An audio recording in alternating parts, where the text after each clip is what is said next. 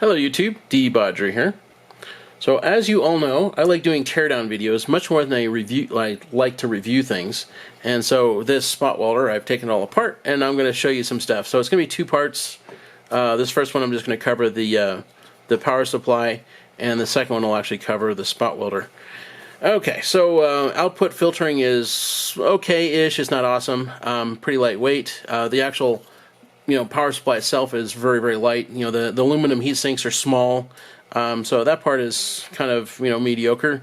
At least it uses Nichicon high voltage capacitors on the high voltage DC side, but that's probably about the best thing I can really say about it.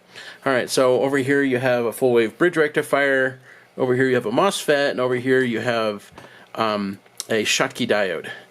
And so essentially how every switching power supply or DC to DC converter works is you have some DC voltage in that goes through some kind of a high power oscillator, then it goes through some high efficiency transformer that then does some stepping up or down to something else. So in this case, it's basically got 120 volts DC in that then gets stepped down to 12 volts out. So it's got kind of a 10-to-1 ratio, right?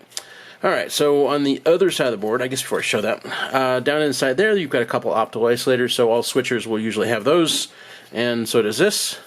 So you can basically send low voltage output side back to the high voltage side without electrically connecting them together. That's what that's about. So first thing I noticed when I pulled this out was that there is no isolating slot in here. They're truly depending on this physical gap in the board doing all of it, and then the transformer. There's no slot in here that keeps arcing from happening from high voltage to low voltage side. Interesting detail here. So there are five resistors right there, and each one is 22 mega ohms. These things are really high resistance, and then there's 5 of them in series, and that's basically to take something from the DC output side and bring it back to the high voltage side. So the two of them are sorta-ish isolated, but they're not really. So this is not an isolated power supply, okay? It's not. It's got a resistive path from the ground wire, which is right here, all the way back over to the AC side. All right, this is not an isolated power supply, not by any stretch of the imagination. It's really high resistance, but it's not isolated. Okay, there's plenty of switching power supplies out there that are truly isolated, and this isn't one of them.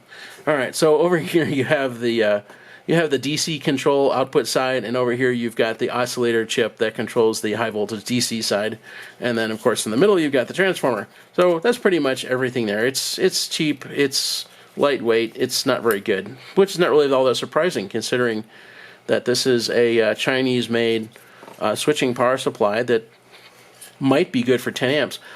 I haven't checked, and I'm probably never going to, but I would wager a bet without even knowing that if you actually were to load this to 10 amps, that, and that's assuming it's making 12 volts to begin with, that's probably going to sag down to, like, say, I don't know, 11 and a half volts at 10 amps.